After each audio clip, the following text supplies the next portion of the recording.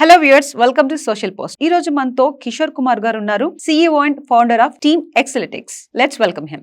Zero నుంచి start చేసే students కి ఎగ్జాక్ట్ గా రోడ్ మ్యాప్ ఇవ్వాలంటే ఎక్కడి నుంచి స్టార్ట్ చేస్తారు? Okay, good one. చాలా మంది స్టూడెంట్స్ చేసేటప్పుడు ఏంటంటే మార్కెట్ లోకి వచ్చిన వెంటనే ఒక జాబ్స్ ఎలా ఉన్నాయి అనేది వెతకడం మొదలు పెడతారు. సింపుల్ ఎగ్జాంపుల్ చెప్పాలంటే పవర్ బిఐ డెవలపర్ అని ఒక రోల్ ఉంది. It's into core data analytics. Okay okay. Designation వచ్చేసి పవర్ బిఐ డెవలపర్ అని ఉంటుంది. వీళ్ళు ఏం చేస్తారంటే డైరెక్ట్ గా పవర్ బిఐ కోర్స్ జాయిన్ అయిపోతే జాబ్ వస్తుంది అనుకుంటారు. పేరులోనే ఉంది కాబట్టి అదే ఉంది, టూల్ రెడీగా ఉంది, నేర్చుకుంటే అయిపోతుంది అనేది. కాకపోతే ఇక్కడ సిచ్యువేషన్ ఏంటంటే మనం నేర్చుకునే దానికి ఒక ఆర్డర్ ఉండాలి. చాలా మంది చేసే తప్పదే, అంటే డెసిగ్నేషన్ చూసి టూల్ నేర్చుకుంటే జాబ్ వస్తుంది అనేది దట్స్ ఇంపాసిబుల్. దాన్ని ఏ టూల్ అయినా నేర్చుకోవడానికి ఒక పాత్ అయితే ఉండాలి. సో నేను మామూలుగా చెప్పేది డేటా అనలిటిక్స్ లోకి ఎవరు వెళ్ళాలన్నా కూడా first step should be advanced Excel అనేది ఒకటి ఉంటుంది. చాలా మంది ఎక్సెల్ అనగానే కాలేజ్ స్టూడెంట్స్ మీకు ఎక్సెల్ వచ్చా అంటే వచ్చు అని అంటారు. ఎవరు ఆన్సర్ అయినా కూడా వాళ్ళకి తెలిసిన ఎక్సెల్ ఏంటంటే సాధారణంగా కొన్ని నెంబర్స్ ఎంటర్ చేయడం, సమ్ చేయడం, యావరేజ్ చేయడం, బోర్డర్స్ చేయడం, బ్యాక్గ్రౌండ్ లో కలర్ అప్లై చేయడం, అండ్ ఏదో రిపోర్ట్ ప్రిపేర్ చేసి ప్రింట్ అవుట్ తీయడం అనేది ఎక్సెల్. బట్ ఎక్సెల్ యూజ్ చేసి కంప్లీట్ గా ఎండ్ టు ఎండ్ ఆపరేషన్స్ చేయగలిగే ఒక ERP సిస్టమ్ ని బిల్డ్ చేసేయచ్చు కంపెనీకి. చాలా మందికి తెలియదు ఇది. అంటే అన్లెస్ వాళ్ళు ఒక 5-6 సంవత్సరాలు ఎక్సెల్ లాంటి ఒక ప్రొఫైల్ లో ఉంటే తప్పితే వాళ్ళకి ఇంత ఫంక్షనాలిటీ ఉంది అనేది వాళ్ళకి తెలియనే తెలియదు. పవర్ బిఐ డెవలపర్ రోల్ కి ఫస్ట్ ఆఫ్ ఆల్ మీరు నేర్చుకోవాల్సింది ఎక్సెల్.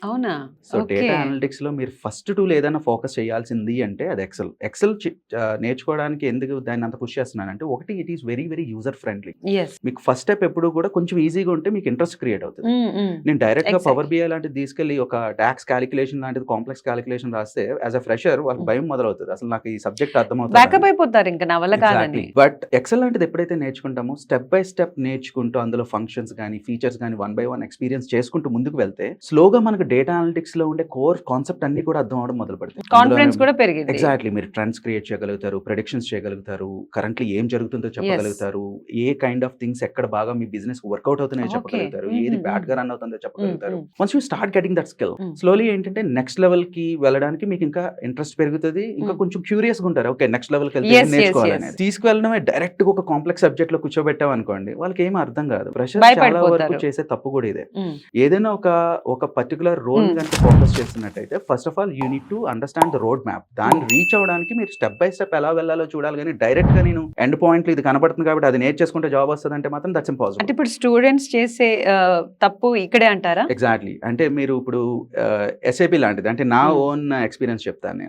నేను హైదరాబాద్ మార్కెట్ కి వచ్చిన వెంటనే నేను MBA ఫైనాన్స్ చేసి వచ్చాను. సో మా సీనియర్స్ అడిగాను ఏం చేస్తే బాగుంటుంది. SAP ఫీకో చేసామని చెప్పారు, ఫైనాన్స్ అండ్ కంట్రోలింగ్. తర్వాత ఏమో ఒరాకిల్ ఫైనాన్షియల్స్ ఉంది, దానికి ప్యారలల్ గా ఇంకొక ఆర్గనైజేషన్ నుంచి. సో రెండిట్లో ఏది చూస్ చేసుకోవాలి అనేసి అడిగాను. సో సమ్మన్ సజెస్టెడ్ SAP చేసామన్నారు, సమ్మన్ సజెస్టెడ్ ఒరాకిల్ చేసామని చెప్పారు. అంటే వాళ్ళకున్న ఆ ఎక్స్పీరియన్స్ కి వాళ్ళకి సెట్ అవుతుంది. బట్ యాజ్ అ ఫ్రెషర్ నేను జాయిన్ అయిన తర్వాత నేను బయటకు వచ్చి సుమారుగా 9 నెలలు ఇన్వెస్ట్ చేసి నేర్చుకున్న తర్వాత నాకు చాలా వరకు ఇంటర్వ్యూలో పడిన క్వశ్చన్, మీకు ఏమైనా ఎక్స్పీరియన్స్ ఉందా అనేది. ఇదేంటి, నేను ఈ కోర్స్ నేర్చుకుందే ఆ జాబ్ జాయిన్ అయ్యి ఎక్స్పీరియన్స్ సంపాదించుకోవడానికి, బట్ మీరేంటి ఇప్పుడు ఎక్స్పీరియన్స్ ఉందా అని అడుగుతున్నారంటే ద రీజన్ బీయింగ్ ఏంటంటే SAP లాంటి ఒక పెద్ద మాడ్యూల్ ఏదైనా ఒకటి, అందులో ఒక మాడ్యూల్ నేర్చుకునేటప్పుడు మనకంటూ కొంచెం ఎక్స్పీరియన్స్ అయితే ఉండాలి. ఒక ఆర్గనైజేషన్ ఎలా రన్ అవుతుంది, అందులో ఏ డిపార్ట్మెంట్స్ ఉంటాయి, ఏ డిపార్ట్మెంట్స్ ఏ టూల్స్ అప్లికేషన్స్ వాడాల్సి ఉంటుంది, రైట్, అందులో ఏ కైండ్ ఆఫ్ డేటా స్టోర్ అవుతుంది, ఎలా ప్రాసెస్లు రన్ అవుతాయి అనేది కొంచెమైనా ఐడియా ఉండాలి. ఇదేమీ లేకుండా డైరెక్ట్ గా SAP నేర్చుకోవడం వల్ల ఉపయోగం ఉండదు. చాలా మంది ఫ్రెషర్స్ కూడా తెలియదు, రైట్. అంటే కొన్ని ఫ్రెషర్ ఎక్స్పీరియన్స్ ఎక్కడ తీసుకొని ఉండాలంటారు. అంటే పాయింట్ ఏంటంటే, మీరు ఇప్పుడు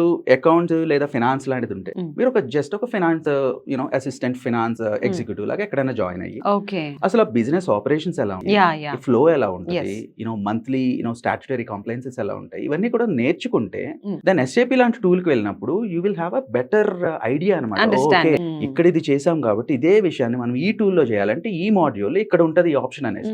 ఇది లేకుండా డైరెక్ట్ ఏం చేస్తారంటే, ఓకే SAP ఇంప్లిమెంటేషన్ ఏదైనా నేర్చేసుకుంటే డైరెక్ట్ జాబ్ వస్తుంది. ఎట్లా వస్తుంది అంటే, మనకి ఫస్ట్ ఆఫ్ ఆల్ ఎక్స్పీరియన్స్ లేదు. ఒక కంపెనీ ఇంప్లిమెంటేషన్ ప్రాజెక్ట్ లో కూర్చోబెడితే మీకు అసలు ఆర్గనైజేషన్ స్ట్రక్చరే తెలియదు. అట్లాంటిప్పుడు మీరు ఎలా చేసిన వాళ్ళకి ఆల్రెడీ ఐడియా ఉంటుంది కదండి, మరి ఇద్దరు వీళ్ళు హ్యాండిల్ చేస్తారా, చేయగలరు అని చెప్పేసి వాళ్ళు ఎందుకు చెప్పలేకపోతున్నారు అంటారు. ఎలా ఉంటుంది అంటే, ఒక స్టూడెంట్ వచ్చారు జాయిన్ అవ్వడానికి, why would I say no. చాలా ఆర్గనైజేషన్స్ ఇలానే ఉంటాయి. ఇర్రెలవెంట్ థింగ్ అయినా కూడా ఓకే నేర్చుకోవడానికి ఎవరి దగ్గర నుంచో ఒక ఇన్పుట్ తీసుకుంటారు, స్టూడెంట్ వాళ్ళ కజిన్ నుంచో బ్రదర్ నుంచో, ఓకే నేర్చుకుంటే బాగుంటుందని చెప్పారు. Person comes and ready to join, why would I say no అనే మైండ్ సెట్ తో ఉంటారు. కాకపోతే దానికి ఒక పాత్ ఉండాలి అంటే మాత్రం కొంచెం ఎక్స్పీరియన్స్ గెయిన్ చేసిన తర్వాత SAP లాంటిది నేర్చుకుంటే కొంచెం బెటర్ గా ఉంటుంది. అంటిల్ అన్లెస్ అంటే మీలాంటి వాళ్ళు ఎవరైనా ఐడియా ఉన్న వాళ్ళు సరైన గైడెన్స్ ఇవ్వగలుగుతారు, లేకుంటే వాళ్ళు ఆ కోర్స్ నేర్చేసుకొని డైరెక్ట్ గా వెళ్ళిపోతారు. కరెక్ట్. అంటే కోర్స్ నేర్చుకున్న తర్వాత వెంటనే జాబ్ ట్రయల్స్ మొదలు పెడతారు. క్వశ్చన్స్ ఎలా ఉంటాయంటే, అందులో చూడడంతో 2 years ఎక్స్పీరియన్స్ కావాలి, 3 years ఎక్స్పీరియన్స్ కావాలి, ఇట్లాంటి క్వశ్చన్స్ ఉంటాయి. సో ఆటోమేటిక్ ఆటోమేటిక్ గా మనకు ఒక డౌట్ మొదలవుతుంది, అసలు మనం నేర్చుకున్నది కరెక్టేనా, ఇప్పుడు మళ్ళీ వెనక్కి వెళ్ళి ఎక్స్పీరియన్స్ సంపాదించాలా, ఇలాంటివన్నీ క్వశ్చన్స్. అంటే ఒక ఫ్రెషర్ కి కనుక రైట్ గైడెన్స్ లేకపోతే ఆపర్చునిటీస్ ఉన్నాయి, కానీ వాటిని ఎలా క్రాక్ చేయాలనేది గైడెన్స్ కూడా ఇవ్వాల్సి ఉంటుంది. సేమ్ లైక్ ఇందాక చెప్పినట్టు పవర్ బిఐ లాంటి ఎగ్జాంపుల్ తీసుకుంటే, power BI developer role okay, కాకపోతే దాంట్లో నేర్చుకోవాల్సినవి మీకు ఎక్సెల్ డిపెండెన్సీ ఉంటుంది, any RDBMS, any SQL server గానీ ఏదో ఒకటి నేర్చుకోవాల్సి ఉంటుంది, తర్వాత పవర్ బిఐకి రావాల్సి ఉంటుంది. ఇవేమీ లేకుండా డైరెక్ట్ గా నేను ఇదొకటి నేర్చుకుని జాబ్ కి వెళ్తానంటే కుదరదు. అందుకని ఇప్పుడు ఏంటంటే, ఇప్పుడు ఎక్స్పీరియన్స్ ఉందా అని అడిగినప్పుడు హౌ దే షుడ్ రియాక్ట్, అక్కడ ఎలా ఆన్సర్ చేయాలంటారు? ఒకవేళ నాకు తెలిసినంత వరకు యూనో సింపుల్, అసలు రెజ్యూమే షార్ట్ లిస్ట్ అవడం అనేది కష్టంగా ఉంటుంది. ఎందుకంటే ఎక్స్పీరియన్స్ లేకుండా ఎలాంటి ప్రొఫైల్స్ కొన్ని తీసుకోలేవు కంపెనీస్. ఎందుకంటే ఇంప్లిమెంటేషన్ ప్రాజెక్ట్ లో ఫ్రెషర్స్ తీసుకొచ్చి కూర్చోబెట్టలేకపోవచ్చు, అన్లెస్ వాళ్ళు నిజంగా ఒక ఫ్రెషర్ ని గ్రూమ్ చేద్దామనే మైండ్ సెట్ తో ఉంటే తప్ప. రైట్. సో ఎక్స్పీరియన్స్ వాళ్ళకి ఎక్కువ అవకాశాలు ఉంటాయంటే. బట్ పవర్ బిఐ డెవలపర్స్ లాంటి వాటికి ఏంటంటే ఫ్రెషర్ అయినా కూడా పర్వాలేదు, కొంచెం ఇందాక చెప్పినట్టు ప్రాబ్లమ్ సాల్వింగ్ కానీ కొంచెం లాజికల్ థింకింగ్ ఇట్లాంటివి ఉంటే దే కెన్ ఈజీలీ రిజెక్ట్ అయ్యే ఛాన్సెస్ ఎక్కువగా ఉంటాయి. Then after that they will realize. Almost 1 year time waste అయిన తర్వాత రియలైజ్ అయ్యి వేరే ఏదో ప్రొఫైల్ లో జాయిన్ అవడము, ఎక్స్పీరియన్స్ గెయిన్ చేసుకొని మళ్ళీ వెళ్ళడం, అటెంప్ట్ చేయడము. చాలా మంది ఇలాంటి ఒక రాంగ్ పాత్ తీసుకుని స్ట్రగుల్ అయ్యేటోళ్ళు. మీరు ఇచ్చిన ఈ చిన్న ఇన్ఫర్మేషన్ వల్ల అండి, అంటే ఈ ఒకటే ఇన్ఫర్మేషన్ గానీ చాలా మందికి చాలా మంచి గైడెన్స్ ఇది. ఈ మిస్టేక్ చేయకుండా ఉండడానికి వాళ్ళది చూసి, అరే మాకు ఎవరు చెప్పలేదా ఇలాంటి అని చెప్పేసి కొంతమంది ఇప్పుడు చూసిన వాళ్ళైనా నేర్చుకొని వెంటనే అలర్ట్ అవుతారు. ఇంకా వాళ్ళ ఫ్యామిలీస్ కానివ్వండి, ఫ్రెండ్స్ కి కానివ్వండి చెప్పడం జరుగుతా ఉంది. So one of those things I wanted to tell you, మీరు ఎప్పుడు కూడా జాబ్ టైటిల్ చూసి ఆ ఒక్క టూల్ నేర్చుకుంటే సరిపోదు, దానికి అసోసియేట్ అయ్యే చాలా థింగ్స్ ఉంటాయి. Beat any kind of position. So మీరు ఫస్ట్ అవన్నీ చిన్నవి నేర్చుకుని తర్వాత లాస్ట్ లో టైటిల్ కి సంబంధించి నేర్చుకుంటే then you are like full package for the company అన్నమాట. నేను జాబ్ కి వెళ్ళి నాకు ఇది ఒక్క టూల్ డెసిగ్నేషన్ ఇదే పెట్టారు కాబట్టి ఒక్క టూల్ వచ్చి అంటే సరిపోదు అక్కడ. But they won't mention it కదా. ఎగ్జాక్ట్లీ. మీరు డిస్క్రిప్షన్ లోకి వెళ్ళి ఇన్ డీటెయిల్ చదివినప్పుడు అర్థమవుతుంది ఇది కావాలి ఇది కావాలి. ఇప్పుడు పవర్ బిఐ డెవలపర్ అనగానే అందులో మీకు ఎజ్యూర్ గురించి అడుగుతారు, డేటా బ్రిక్స్ అని అడుగుతారు, సీక్వెల్ సర్వర్ గురించి అడుగుతారు, ఎక్సెల్ గురించి అడుగుతారు,